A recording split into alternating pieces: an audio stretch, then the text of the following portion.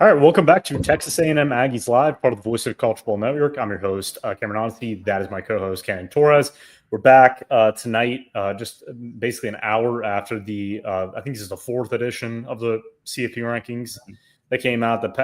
Obviously, the pension, I can never pronounce that word. The ones that are coming right before Sunday's final rankings that will tell us where A&M is playing, where they're slotted.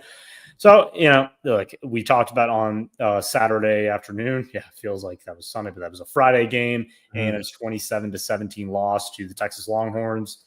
Came at a bad time. Obviously, again, we talked about pre-show. This was a ranked team on the road in the SEC play. We all knew that this game was a coin flip. I chose A&M to come out of there in a very close win, but I was not one of the people who were like, they're better completely, and they're just going to blow them out. And look, They weren't completely ready for that game. Arch Manning had a big day through the air and on the ground. They made explosive plays when they had to, and then they protected DKR, finishing 6-0 on the year and beating the number 3 Texas A&M Aggies at that point. So we had to wait, obviously, a couple days going into these final rankings, kind of thinking, I think you and I both said that probably 6 was the spot we thought they dropped it from 3. Yeah. Well, again, I wrote about it this afternoon, actually, at Aggies Wire, was Bud Elliott's prediction that they would be the 7 seed, hosting the 10 seed, which ended up being Notre Dame at that time. Well, that's all true now because the rankings came out. We'll start with this. Texas, I know all the Longhorn fans out there were hoping that tweets and trying to influence the media or something like that. I don't know what their plan was to get Texas into the top 12. That didn't happen. They ended up at number 13. I highly doubt they're going to get in because those last 2 spots are for the conference champions. I think it's ACC and whoever wins. We still have a disaster scenario if Duke wins the ACC.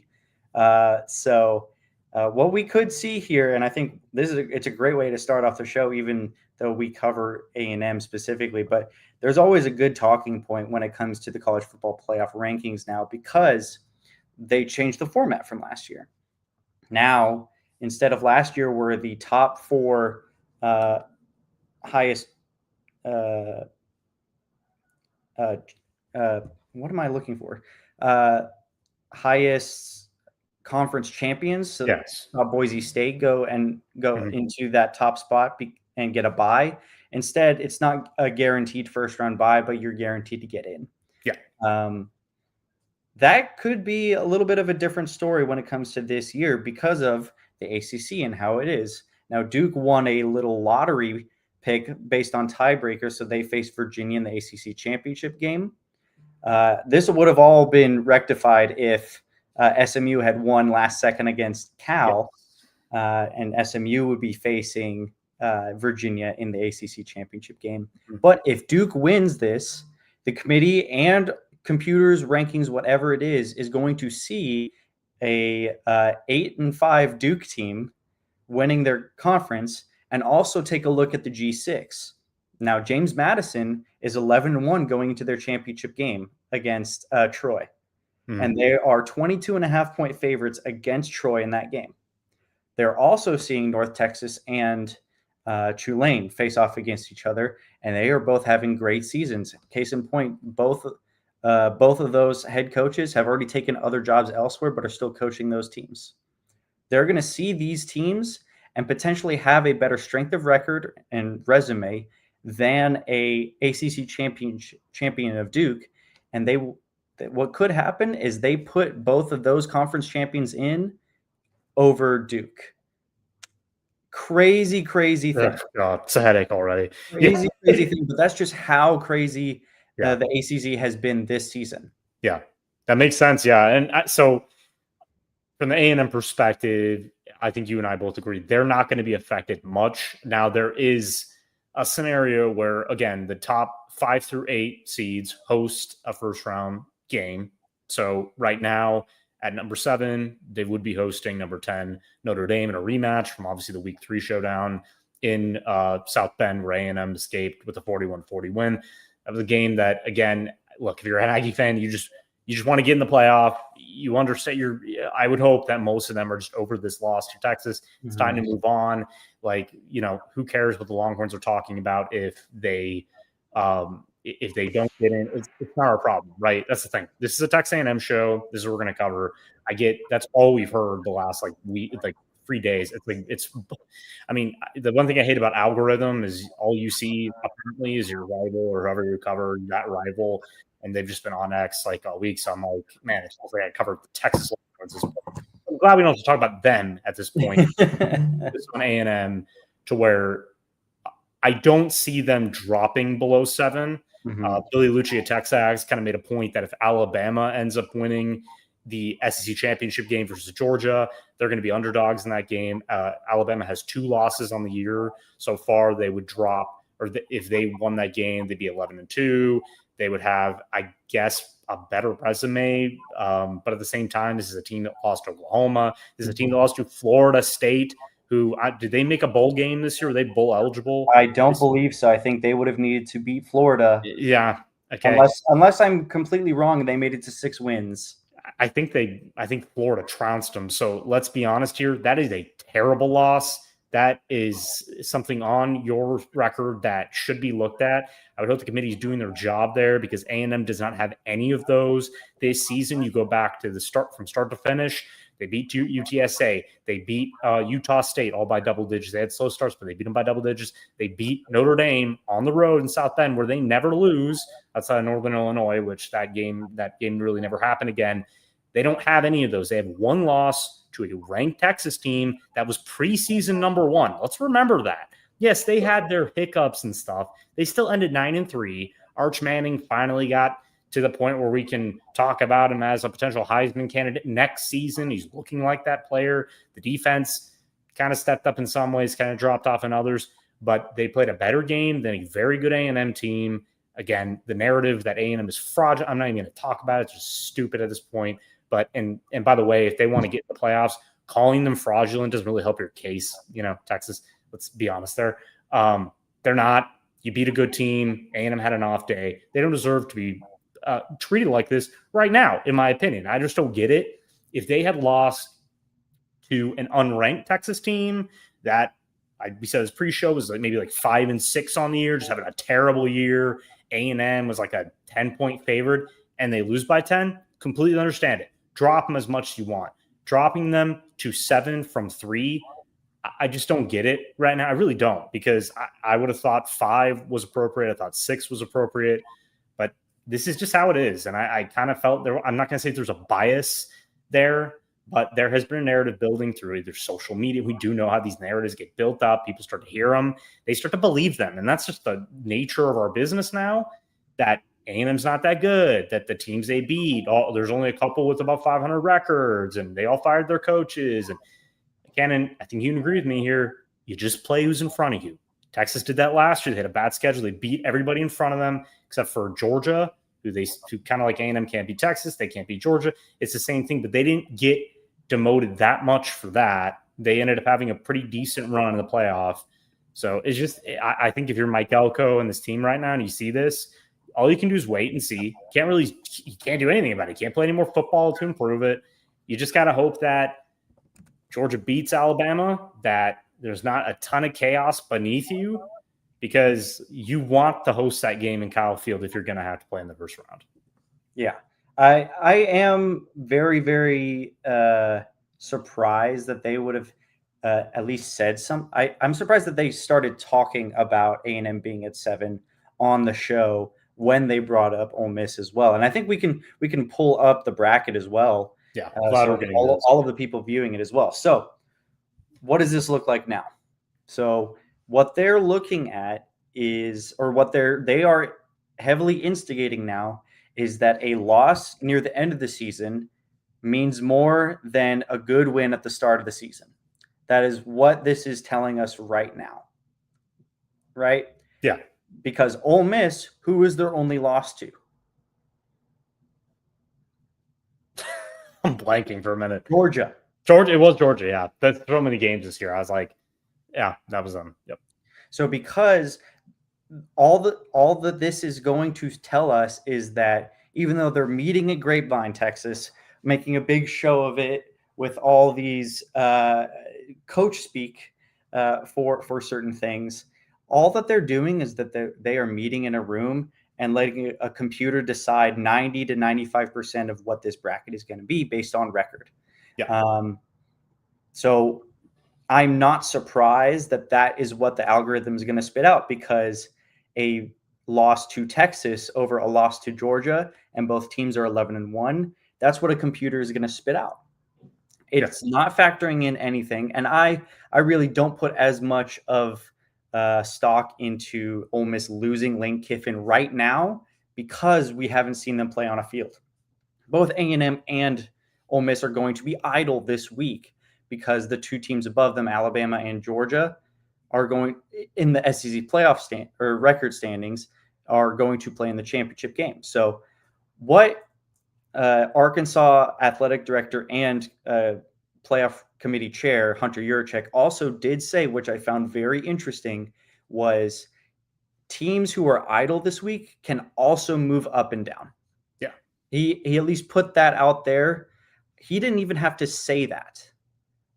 Why I think it's interesting is that maybe some of them didn't agree with putting Ole Miss where they are, or putting A&M where they are, or even someone like Oklahoma, who, if they're going back to what they were doing in the first couple of iterations of this playoff ranking, they were telling us they were using a lot of the eye test. That's what they were telling us. But now that we also see Notre Dame on this list and not Miami, they have basically told Miami that your head-to-head win against Notre Dame doesn't mean anything if it was at the start of the season. That's why I'm going back to this. Your loss at the end of the season, they are just putting recency bias in. So that's why I have a problem with this for especially teams like Miami, who I would be irate right now if I'm a Miami fan, because Notre Dame's in that spot. I would also say that next week, what you're probably going to see is they are just going to try and take as much time as possible for them to come up with something that the computer is not going to. They're going to try and format how it is. It's basically me saying they can set it how they want. Yeah.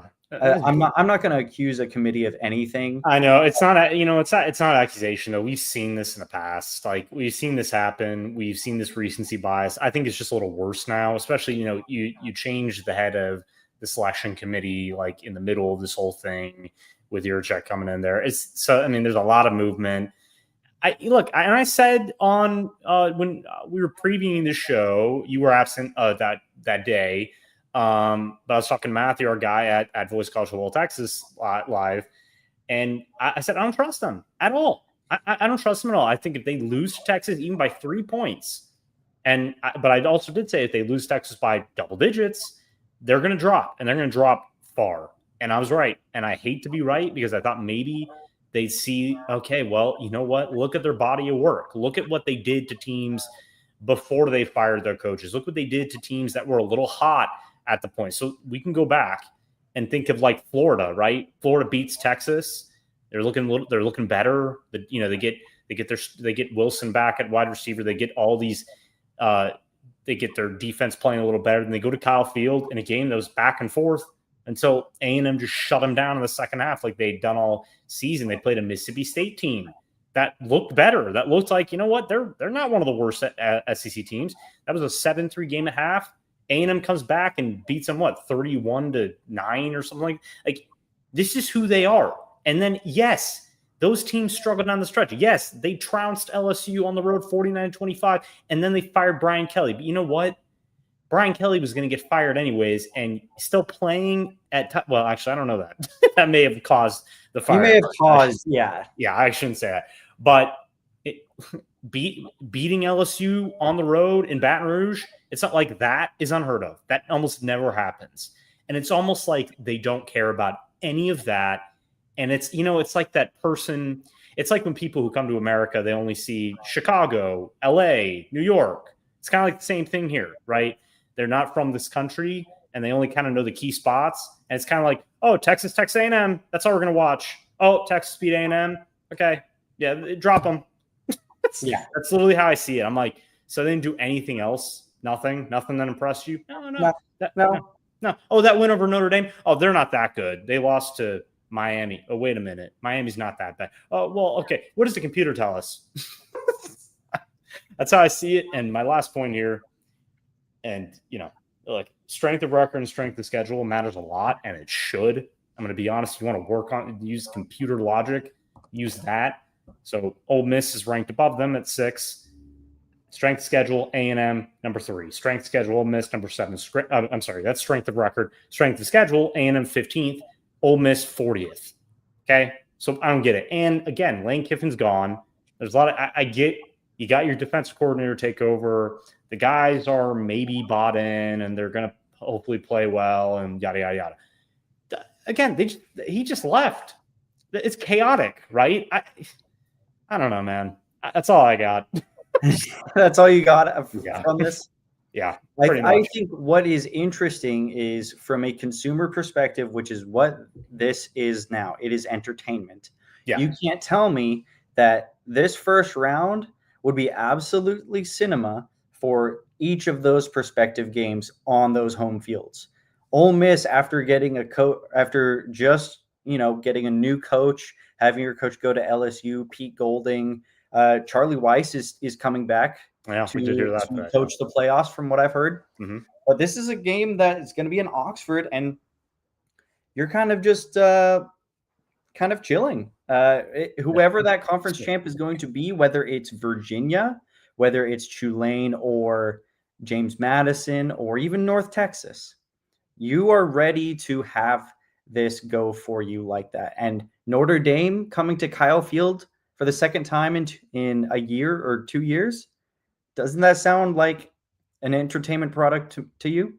It does. I mean, it does. And I mean, here's the thing. I don't care who they play. I just hope the committee gets it right to keep them in the top 8 to host a playoff game. That's all I care about right now. I think that facing a Notre Dame team that, I'm going to be honest, like outside of facing Miami and Notre Dame and Texas A&M, have not faced a lot of stiff competition. I think really their biggest challenge was Pitt, who they destroyed. And they're a very good team. They're one of the best running teams in the country. They've got an elite backfield duo.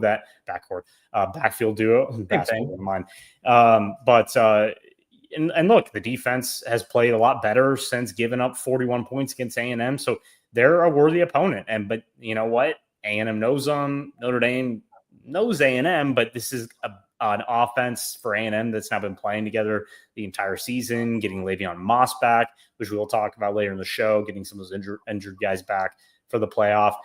Look, I'm fine with it. I think Kyle Field, whoever they play, that it's going to be sold out.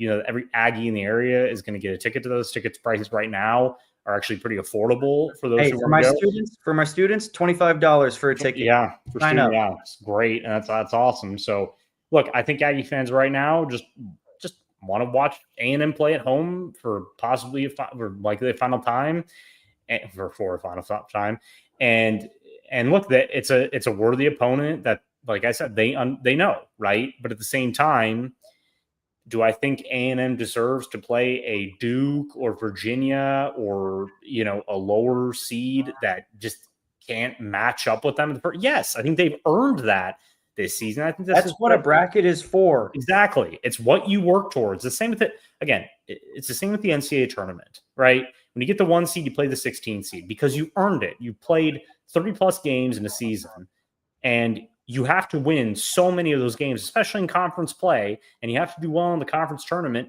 to get a high seed. And then you can, now again, there's so much parity in college basketball to the point where 16 seed is not really going to be a 1 seed, but then onward from there, any lower seed can win. Mm-hmm. But at the same time, on paper at least, you get an easy track, right? You get an easy postseason schedule where you think you're better than those teams. That should be this.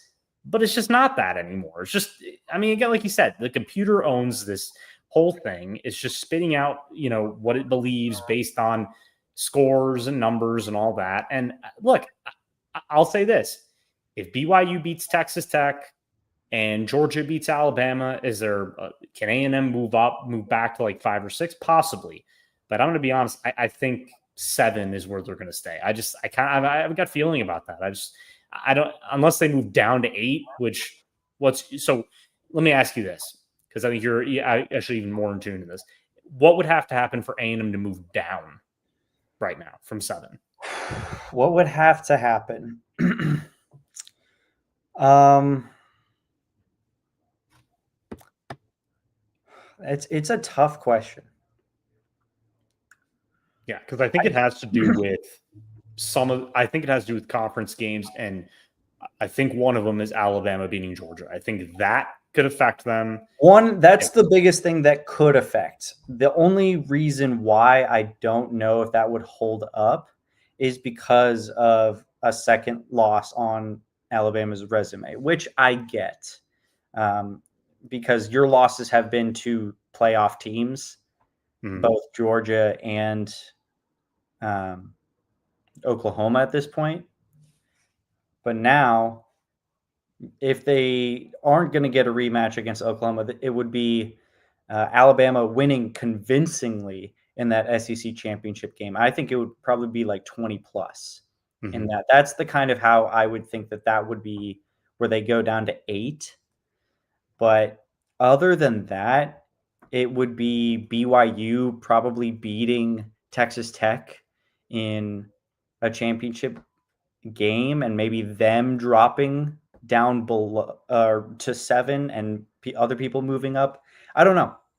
Yeah, it's hard to say. It really is. Like, I just don't know how you can't. I just don't think you can move them any more than now outside of going back up. I think it's almost inappropriate to do that, because what kind of message are you sending? You go 11-0 until you lose one conference game at the end of the year in a rivalry game, which, let's remember how look at Alabama. I mean, Auburn almost won that game. Almost every rivalry game this weekend, outside of a couple that were pretty dominant on the other side, were close. I mean, I wish there was another way to determine rivalry week criteria, because everything happens crazily enough in those rivalry weekend games. Yeah. Like, if you and I were going into that Vanderbilt Tennessee game, do you think we would have picked Vanderbilt to win by 20 plus, nonetheless, by like 45 to 20 something? I thought it was going to be, I thought it was going to be Tennessee's defense is paper thin tissue paper. I mean, they're terrible. So was Vandy's. Yeah, well, they're not as bad, but at the same time, yeah, Vandy's had a lot of issues there, high scoring games. But no, I mean, Diego PV is looking for that Heisman, so have Johnny Manziel up there with him to present it for him. But so he played out of his mind, and they're desperate. They had to win that game to have any shot at getting in. But look, I don't know. It's A&M. It's not just historic for them. It's one of the more dominant seasons that any team has had in SEC play out of a couple games, especially what they've done on the road. Like, they've just been in the driver's seat all season. They had one bumpy stop, which, it was a short week after, playing a game on Saturday. Again, the emotions are high, and usually in those games, one team is going to show up at the end unless, you're just so prepared for that game. Mm-hmm. And to be honest, like, in a 12 game season, you're going to have a slip up. Like, I was surprised. They almost had one against Arkansas, but then they were dominant against LSU, Missouri. But, they had a couple close, they had a close game against Auburn, which was mainly because of flags and penalties and stuff like that. But they played dominantly throughout most of the year, and they deserve to be gifted a good seed.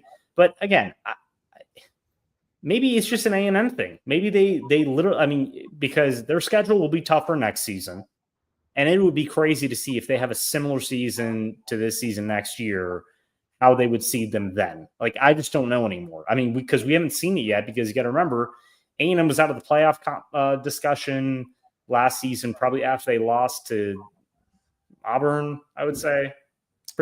Not inherently. There was SEC championship implications on the game, but they weren't an at-large bid. So, I mean, they weren't in that discussion. Yeah. Right. I think after that Auburn game where you lost in heartbreaking fashion, I think that's kind of the one where people were like, oh, okay. Oh, great. Yeah. what I wanted to look at, and I want to get your opinion on, is we see Alabama at that 9 seed against Oklahoma as of right now, if it were to start today. Yeah. They play Georgia this weekend and are sitting at 10-2 right now. Yeah. Do you see a world where if Alabama loses that SEC championship game, do you see them at all ever dropping out?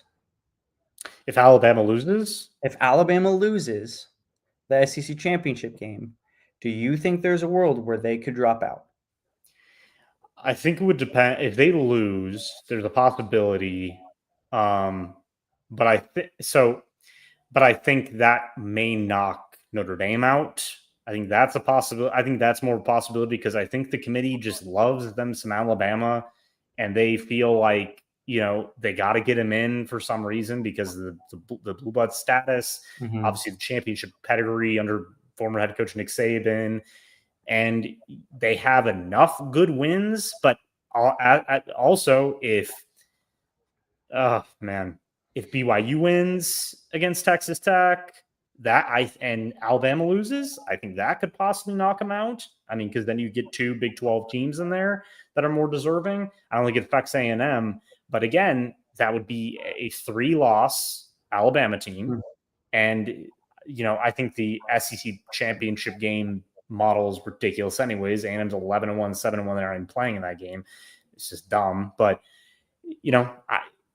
I don't think Alabama, if they lose this game, really deserves to be in. To be honest, I think they have too many blemishes, kind of like Texas does. I know the fan base would be pissed off beyond everything, knowing that they made it to the championship game. They deserve to be in anyways. I think they really need to win this game to stay at the 9 seed, or I don't know if they're going to move up from that. But yeah, I could see a world where they do get kicked out. It just depends what else happens in championship weekend, because Texas Tech is going to be a huge favorite over BYU, I would think, because Texas Tech's played dominant football. BYU got their butts kicked earlier in the season by the Red Raiders, and it's a neutral field, but at the same time, I think there's going to be a lot of Tech fans there. I think they're playing their best football, so I don't really see that happening. And if they do, and if Tech wins against BYU and sticks to the 4 seed, obviously Oregon's not playing in the Big 10 championship game, so they're not going to really be affected by this. And then Indiana, Ohio State, I don't think that's going to affect anything. Honestly, I think Indiana, if they win, could be the number 1 seed. I don't think really. I think they automatically go up to number 1. Yeah, if they beat Ohio State, I think it's just head to head. But no, I think BYU would have to win, and Alabama would have to lose by double digits. I think for the committee to be like, you know what, this team's not that good. Because Alabama, again, I've watched them a lot this season. They're kind of a confusing team because they, the game they had against Oklahoma, who really Oklahoma is just defense. I'm going to be honest with you. Right. I get, one of our writers, John Williams, who awesome dude, called A&M fraudulent. And I was kind of like, okay, well, what's Oklahoma then? Right. Is Oklahoma fraudulent? Because they're one of those teams that just literally won 10 games based off of defense. Right. And what they did controlling that game against Alabama, it was actually embarrassing. I thought this is a low point for Kalen DeBoer, who's the offensive genius. And, he has a quarterback that's has played at a Heisman level this year, but they're just very up and down. And they are a team that I could easily see getting blown out by somebody in the CFP, similar to what we saw against with Tennessee last year on the road against Ohio State. So I think the committee could see that. I mean, if Georgia just kind of dominates that game from start to finish, and maybe even if BYU makes it close but loses to Tech, they kind of see, you know what, maybe BYU's a little better than Alabama. I don't know. It's going to be an interesting weekend. I'll tell you, I think there's going to be a lot of movement here because as we've seen in championship weekend, there's not a lot of blowouts. Mostly now there have been in the past, but a lot of these games are close.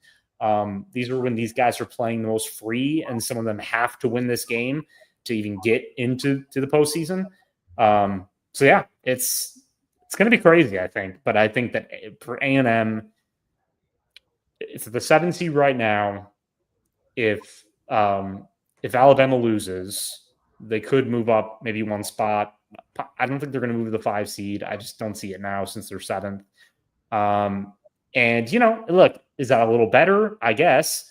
But at the same time, I think they're going to look at it and go, you know what? Game on. If we're 7, we host a team at Kyle Field. We've been good at Kyle Field all year. We're a great second half team in Kyle Field. We trust our team. We're getting Le'Veon Moss back. Getting Scooby Williams back on defense. We're going to be rested. And after getting our butts kicked by our rivals, we're going to be very determined to prove that we belong here. Yeah. That's a very long-winded answer. I think you make very, very good points about Alabama. Yeah. I think part of me, maybe all of me, is saying that even if they lose by 20, that they don't get left out whatsoever. I think that as of right now, the SEC and specifically Greg Sankey, we have not heard anything out of those league offices in quite a while, right?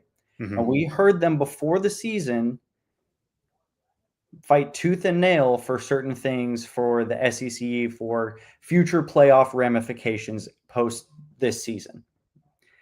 I think that if they lose in that championship game and are kicked out after a year of saying that they are not going to punish good conference championship losers, I think the SEC would kind of burn the bracket or the playoff to the ground.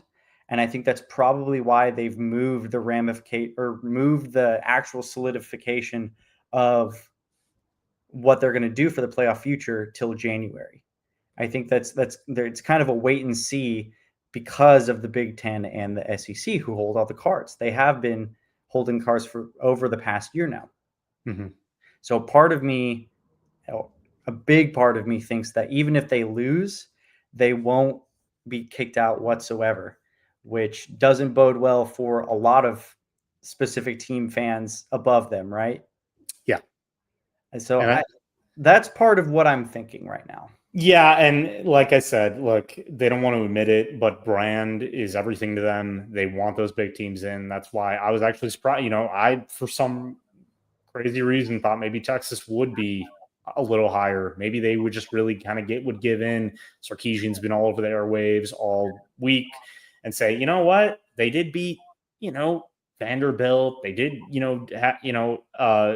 beat a number 3 ranked Texas A&M team by double digits. They did pretty well, but again, but they're 9-3, so we haven't had a 9-3 team in the playoff ever. So we're going to do that now, and so maybe that's where their principles stop. Maybe they're like, you know what, we're not going to have a 3-loss 9-3 team in here. But even if Alabama loses to Georgia, and you look, it's a SEC championship game, whatever, it doesn't really matter for them because we're going to have them in anyways. I could definitely see that being the situation. It's just, A&M's not considered a blue blood yet. Maybe they will be that one day, but they're not going to get the same treatment, I think, that a Georgia, Alabama, Ohio State obviously would get, but it is funny that Ole Miss is 6th. I'm not going to get over that. I think that's just hilarious. I think that with all the craziness with Lane Kiffin leaving for LSU and wanting to come back there and finish the season out, and now the OC's coming back to finish the season. It's just awkward, weird. It's like you're going to the building to the OC, like, well, all right, you're here now, but you're going to be over there next year.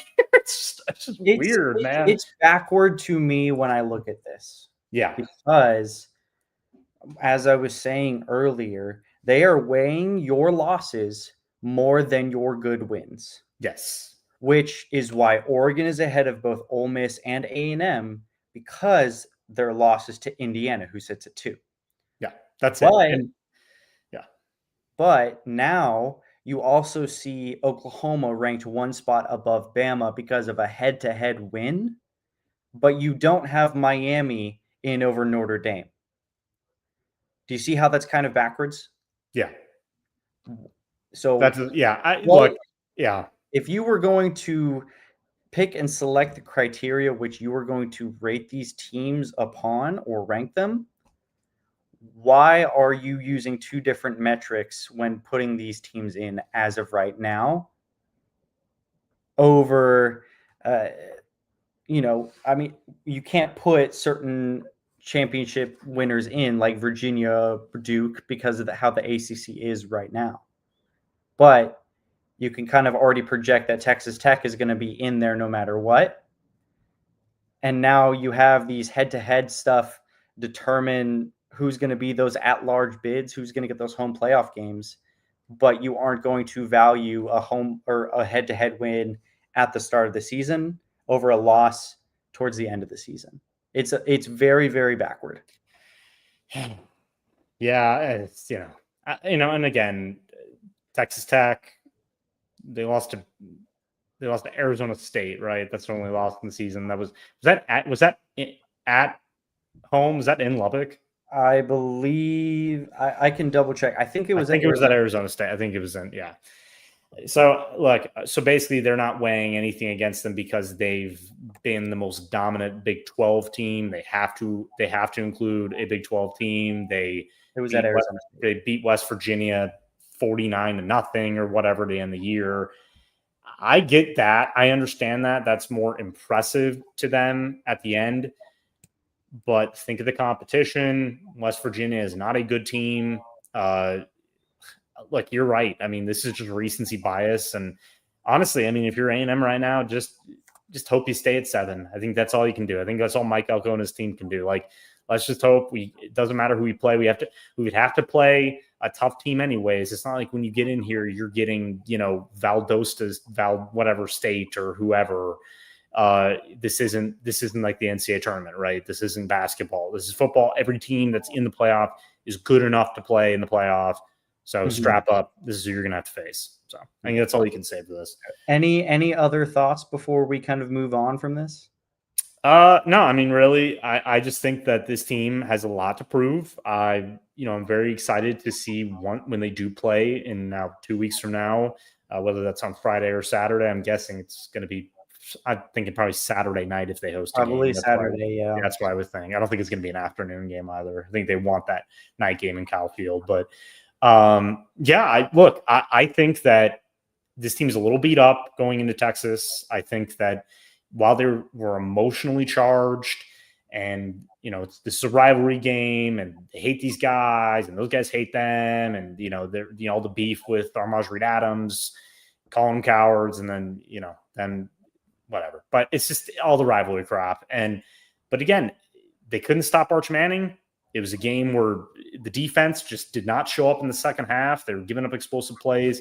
And I'm going to be honest, I think Marcel Reed's ankle injury that he suffered at the end of the first half, I think it hindered him in that game. I think it hindered his decision-making. I think he was making too many mistakes and he just wasn't on his game. And he's got a lot to prove. Like he said it after the game, I'm not focused on I'm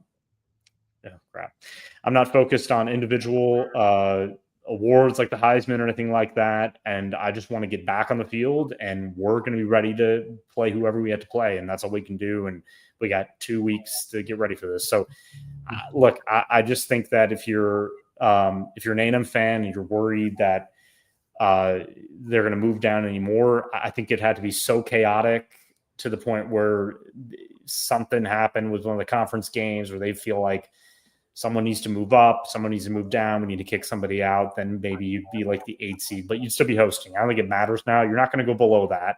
I honestly, I've seen some takes of, well, they're not guaranteed to host. I think they're guaranteed to host. Yes. I just don't know which seed it's going to be. I don't think they're going below the 8 seed. They would not go any seed below 9 or below. Yeah, I don't see that happening. So yeah, it's that's all I got. I mean, I think that this team will be ready to play. I think that, and I think that's actually where we should go into, is that this team is guaranteed to get Le'Veon Moss back. He's missed the last 5 games, has not played since that win over Florida. He left, I think, beginning of the second half with an ankle injury. And I think they've been shelving him. I think that Mike Elko's strategy here is actually pretty smart, is that he maybe could have played against Texas, but I think that Elko kind of sees, yeah, it's nice if we beat Texas. We want to beat Texas. Look, do they want a quarterfinal bye and an extra week off? Maybe, but I don't know. At the same time, I don't know if they do, because maybe he's seen, teams have not done well anyways when they get that extra break. They've usually lost. I don't think every quarterfinal team is lost or something. I think that's a stat where, the teams that get those buys just do not do well. Maybe he's looking at that, and maybe he does want that last game in Kyle Field, and he thinks his team's going to be ready and completely healthy for the first time this season. So I think they're expected also. It's going to be Williams back. I don't think Bryce Anderson. I think he's going to redshirt. I doubt he probably plays unless they. I mean, you can still redshirt and play in the playoffs. It won't count towards your eligibility. Yeah, so he could do that. And look, not having Le'Veon Moss back, nice. Sorry, I got the basketball game on, but not having Le'Veon Moss has completely hindered this offense. I think to a point of, we kind of figured that Ruben Owens, who slipped up a couple times, he's a great running back. He's going to most likely be the starter next season. He's going to be a huge part of their run if they make a run this postseason.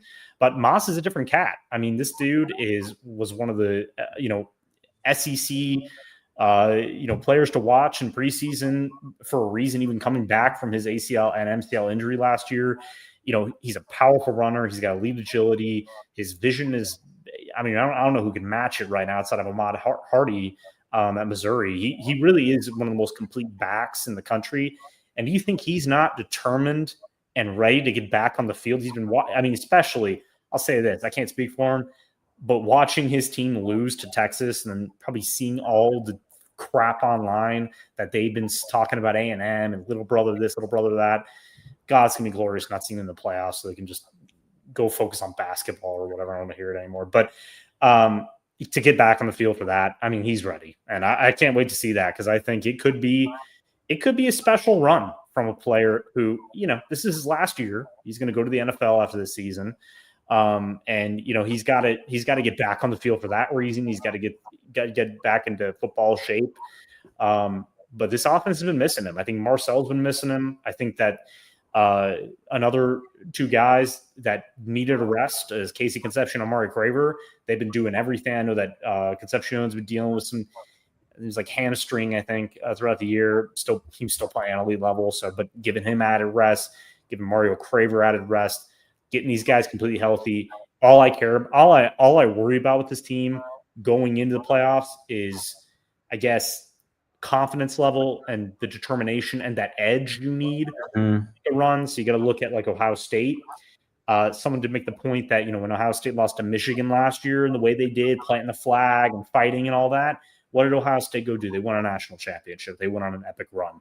Am I saying A&M's not going to do that? Going to do that? No. I don't know if A&M's that good to do that, but I guarantee that this loss is going to refuel them and fuel them going forward, because they know they can play with every team in this bracket. They've already beaten Notre Dame. They know that, even though they haven't faced Georgia or Alabama or Ole Miss, that they're good enough to win those games as well. They think that they can match up well against Indiana if they have to in the second round.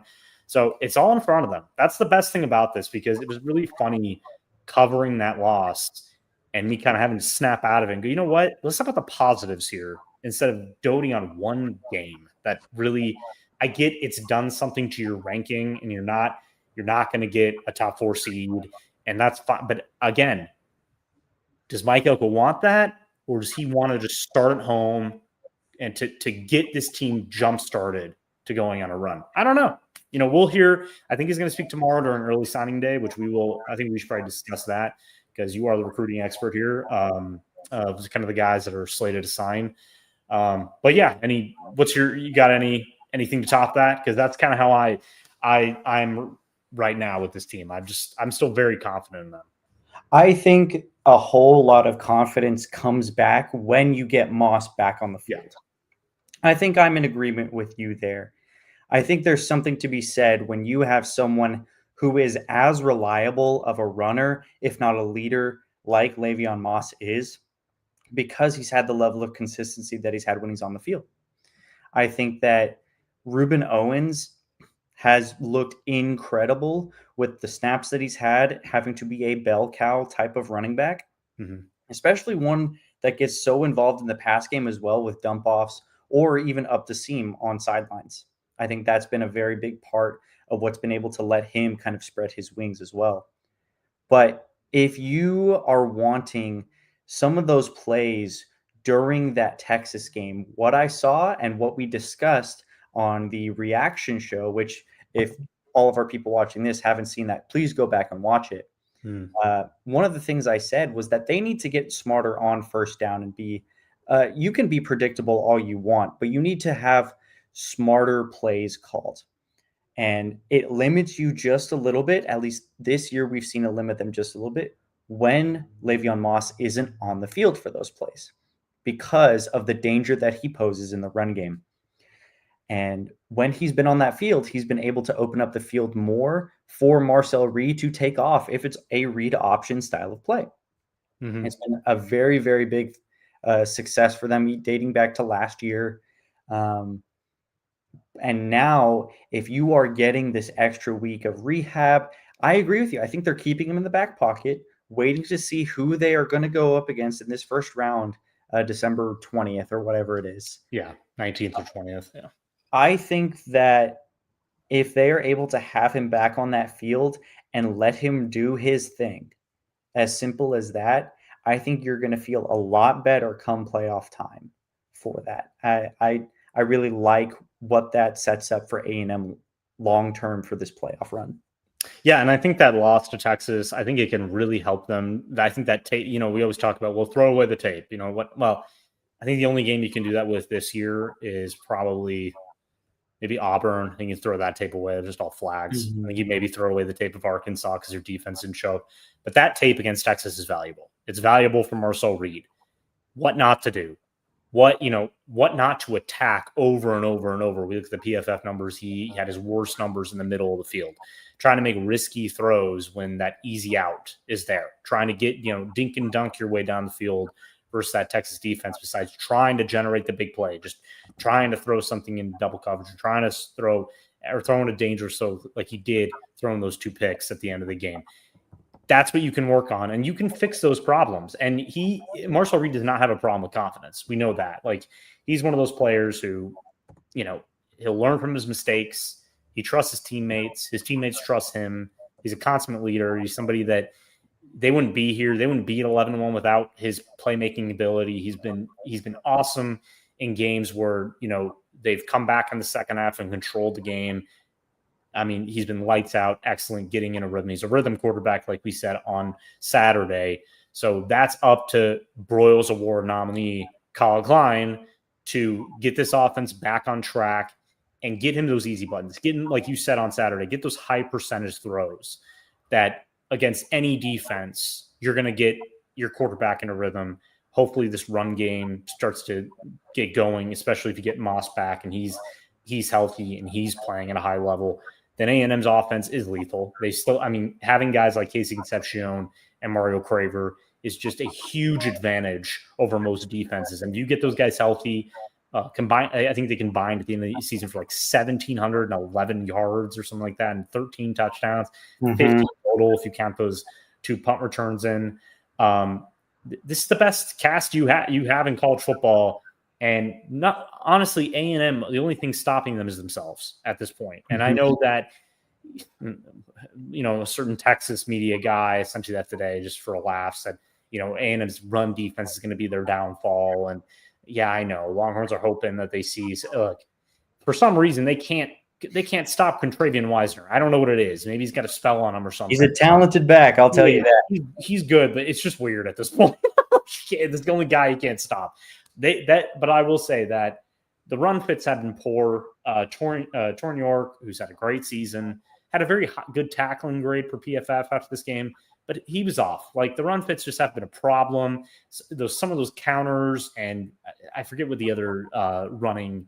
It's one of the schemes that just kills them each time. It's kind of that. It's a downhill, or it's not a downhill attack. It's more that. I can't even think of it right now, but it is hindering them throughout the season of getting bodies in position.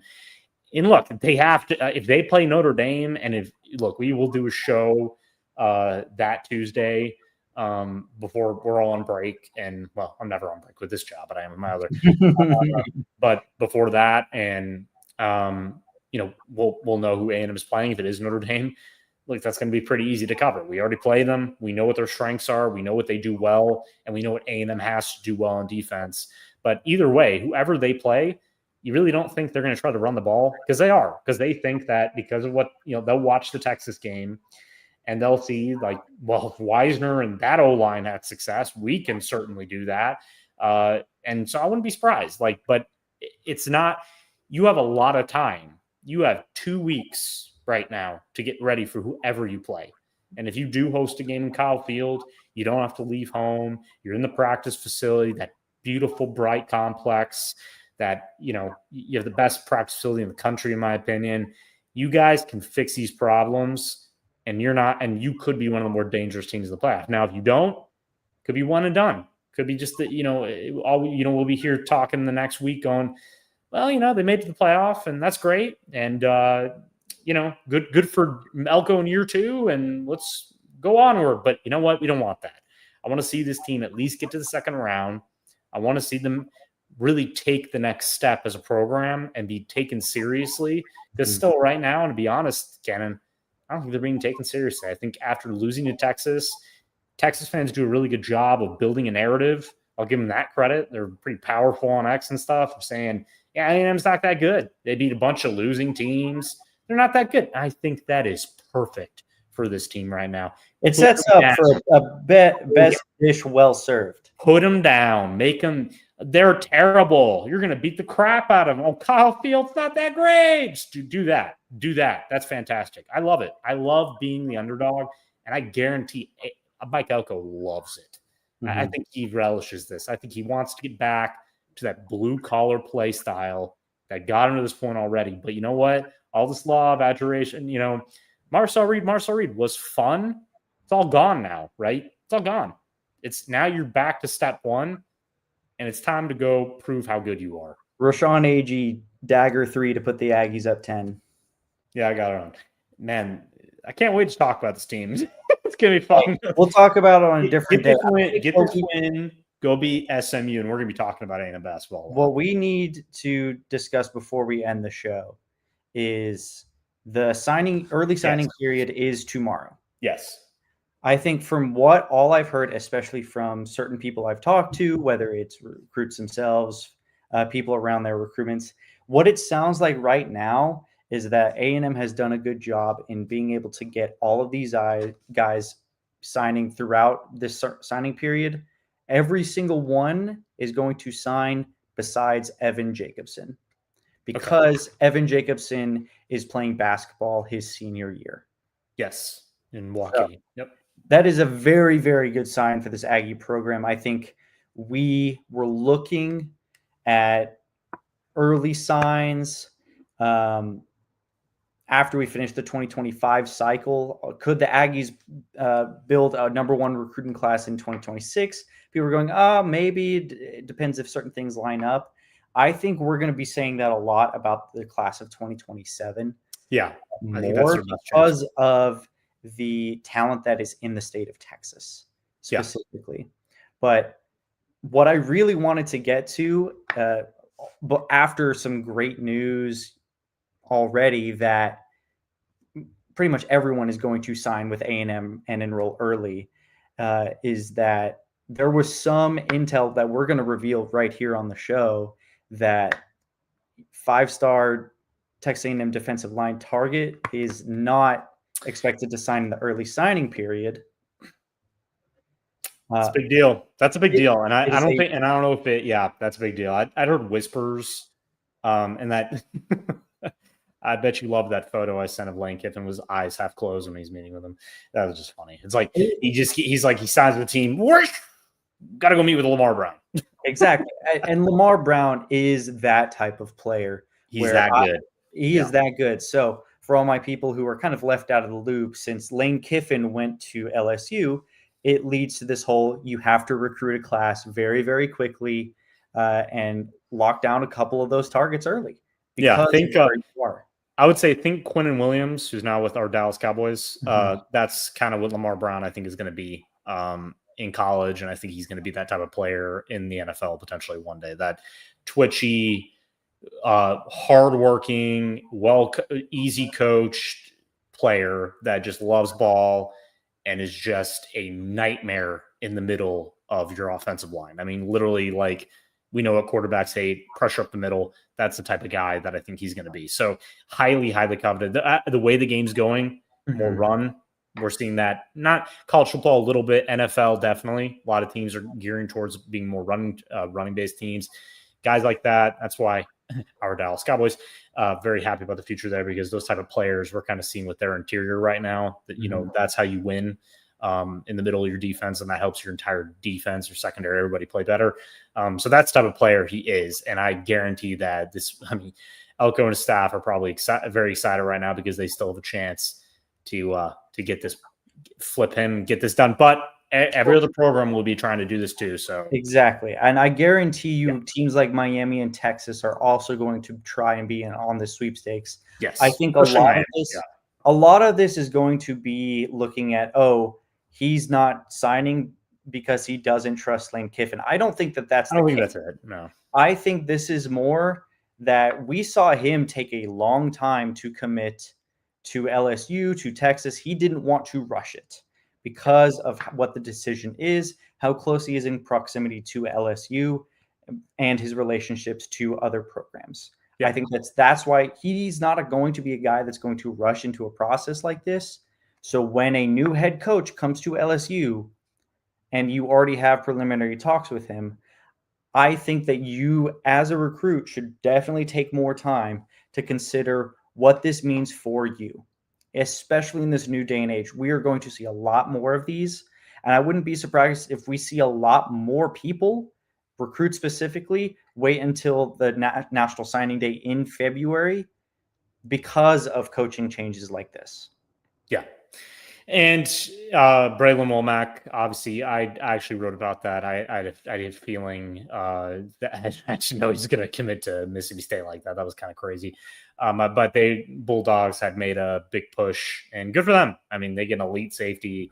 They get a guy that obviously Jeff Levy's done a good job there. One of our writers at Aggies Wire, Dylan Flippo, who's awesome. He's a Mississippi State grad, so I think he's pretty happy about that. I think that program's on the rise, but that's recruiting. I mean, they got a prediction to land Womack, and then other teams are just, I guess maybe the Texas loss affected it, or Auburn hiring Alex Golish, who's an offensive coach, not similar to Hugh Freeze, but he's an offensive minded coach. I think there's a thing with DJ Durkin, retaining him. That was an issue. Like, he wanted to play for Durkin, but so hey, yeah, this is recruiting. It's interesting, but that's great news. That's great news that Jacobson is the only guy not signing during the early signing day. Obviously, getting Brandon Arrington, Bryce Perry Wright, all these elite recruits and guys that are going to be contributors next season. I think these are going to be guys that see the field pretty immediately. Getting them signed, getting them to College Station as early as possible, getting them in the program. That's all that matters. So we got to get our sponsor here in Underdog Fantasy. But you know what we can talk about is the championship game lines this weekend. So I didn't see any yet. You have any on tap? If I do, they're in my notes right here. Because I saw a couple maybe earlier this week, but I know they've changed. Let's go. For all of our people who are unfamiliar with this, and we are sponsored on the show by Underdog Fantasy. So for my people who aren't kind of in the know about this, Underdog is a pick'em site where you can actually go on there. It has a whole load of picks you can choose from. You can choose higher or lower on stats, even as obscure as like points and rebounds for all of my basketball heads like myself out there. You can even go over to tennis right now. They have a profit boost going if you want to cash in. But they sponsor the show, so if you guys are already watching here, you can go over and use the code VOCFB Aggies on Underdog. That is VOCFB Aggies. And if you play $5 with that code, you get an instant $50 into your account. as of right now, if you go over there and you see those SEC championship game lines that you want to choose higher or lower on certain things, be my guest. But if you do, be sure to use that code VOCFB Aggies over on Underdog and play $5. Yeah, and if you have a gambling problem, you could always call 1-800-GAMBLER. Yeah, so A&M just won. I think it's 81-73 against Pitt in the AC Challenge. Another big win for them. That's a quad 2 win, I think. So that gets them 1-on-1, I think, in quad 2 wins. Man, good progress. It's gonna be fun to talk about this team in the future. Just they're looking like the team I thought I would watch, which is just a testament to Bucky McMillan and his coaching. But yeah, so that's really all we got tonight. I mean, I think we covered it all. I think early signing days tomorrow, obviously. It'll just be good.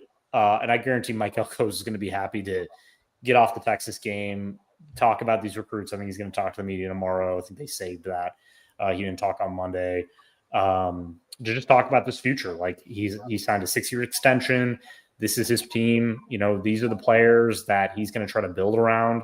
So you got, you talk about a guy like Brandon Arrington, who you and I both think is going to be potentially a starter. I mean, he could vie for a starting spot next season. He's that talented, and, you know, he's bought into this program, and, you know, mixed with their 25 class, a lot of guys who have seen the field this season. It's going to be kind of fun this offseason to talk about those guys. My number one is Noah McHale. The freshman linebackers already he saw some snaps even against Texas. There's a lot of guys, and Marco Jones and others, that are going to be a big part of this team next season. But getting that incoming fresh crop of freshmen is just great to see. So, yeah. So, you know, it's going to be fun, and everybody could follow along. We'll do a tracker at Aggies Wire as usual, and I think every other A&M site will do their best to kind of keep you updated on that. So, yeah, we'll be back. We obviously no game for the next 2 weeks, so we'll be back next Tuesday night. We will know by then who A&M is playing by that time. So I don't think, we're probably not going to do a reaction video to that. We'll probably wait till Tuesday. We'll wait till Tuesday, and then all of our people watching, definitely come in with your own takes on it. I'd love to see it. Yeah. So for all of our people watching, I mean, definitely pay attention to how this championship weekend is going to go. Yeah, especially Alabama, Georgia. I think that's going to be the big game. I think the others, I don't know if they're going to affect A&M that much, but who knows at this point. I think they're still going to stay in that 5-8 range, which, like I said, I don't think they care. I think they just want to play at home. They want to get this thing going. They want to match up with anybody. This is the playoff. Like, this is what you have to do. If you get lucky in that 5 seed playing a lesser than average team or average team or whatever you want to call them that won their conference championship, fine. But you could also lose that game. We've seen in the past that it's not there's no perfect seed. Even the number 1 seed, you know, you could lose that too. It is what it is, right? You just have to show up, and this team is every bit as talented to do so. So yeah, we'll have a lot to discuss, and we'll really start to preview whoever they're playing over the next 2 weeks. Obviously, we have 2 shows before that game now. Yeah, 2 more. So yeah, we'll keep you updated on that, and you know. It could be the start of A&M's new season, going on a run of playoff, or it could be the end. We don't know. We hope that it continues, because I don't want to go into the offseason yet, to be honest with you. So let's hope they get it done. It's exciting either way. It's exciting either way. It's the first appearance in the playoff. You know, I think people need to be reminded that, you know, this is new territory for A&M fans. They haven't experienced this yet. Usually this is the time when I'm doing transfer portal articles and talking about next season's roster, and I'm not doing that yet. I'm happy about that, right? So, look at us. Yeah. Look where we are. Yeah, exactly. It's it's fun. It's better than what it would be. So yeah. So as always, you can find you find Cameron over on. You can find me at Cameron Honesty at X. Yeah, you can find me over on X as well at Torres Cannon. I know my name's backwards on there, but yeah, and like and subscribe. Again, we're doing a show every Tuesday. We will do a game after A&M's first, or do a game do a show after A&M's first playoff game, a reaction to that. But other than that, we're just going to do our standard Tuesday time for now. But you will probably see us, as I was talking to one of our managers here, you will see us on some other shows possibly throughout the next 2 weeks with some of the SEC shows that Voice of College Football has to offer.